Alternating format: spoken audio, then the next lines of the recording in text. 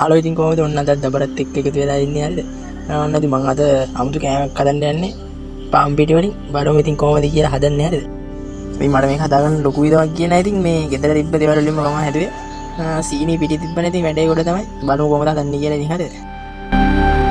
හරි ඉතින් දැන් අපේ පිටි ටික අනා ගන්න හදන්නේ. මම මුලින්ම දාගන්නම් පිටි ටික වෙන බාස්කට් එකකට. මේකට සීනි ටිකකුත් දාගන්නවා මම දැන්.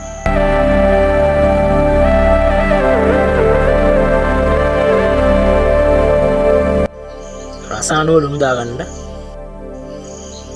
දැන් ඉතින් වතුර දාලා ගානට අනා ගන්න තියෙන්නේ. වතුර වැඩි කරගන්න නැතුව. පිටි ටික පොඩ්ඩක් උක්කු ගත්තියට වගේ වෙන්න අනා ගන්න. ආප් වලට වගේ සෙට් වෙන ගානට වගේ. මෙන්න මේ ගානට ආව කියන්නේ ගානටම සෙට් වෙලා තියෙන්නේ. මම දැන් කහ කොණ්ඩකුත් දාලා කලවම් කරගන්නවා ඉතින් මේකට. මම මේ විදිහට මේ ටික ඔක්කොම බෝතලෙට දාගත්තා.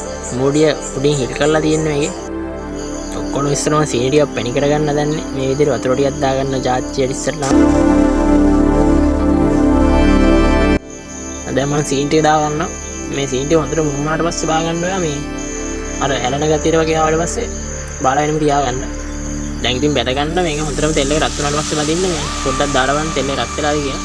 නැත්තම් එහෙම ඔක්කොම අඩියට බහිනවා. ඊට පස්සේ මේ ආප් එකක් වගේ සෙට් වෙන්නේ නැහැ ගන්න. හොඳට රත් වෙනකන් ඉඳලා මේක දාගන්න බෝතලෙන්.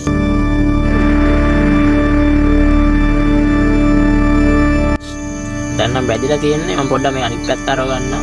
අනිත් පැත්තත් තමයි.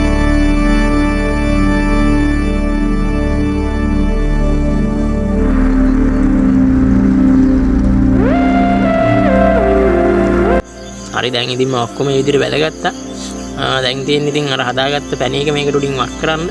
ඊට පස්සේ කන්න තියෙන්නේ සුපිරියක් තමයි. ඉතින් ඔයත් මේක අනිවාර්යෙන් ගෙදර හදලා බලන්න. සුපිරි අවතර තේ එකක් බොන්නේම අනිවාර්යෙන්ම තෙල් ඇඳට මේ විදිහට පැන් ටික දාගෙන මේක වටේට වක් කර ගන්නවා මම ඉතින්. එතකොට ලස්සනට වැටෙනවා මේක.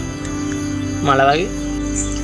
හරි ඉතින් මේ විදිහට තමයි මම ඉතින් මේ කෑම හදාගත්තේ. ගෙදර හදලා බලන්න අනිවාර්යෙන්ම රහයි මේක සුපිරියටම.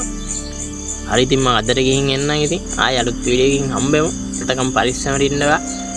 අනිවාර්යෙන් subscribe එකක් දාන්න. හරිද වීඩියෝ එක හොඳයි නේ. එහෙනම් ඉතින් මං ගියා.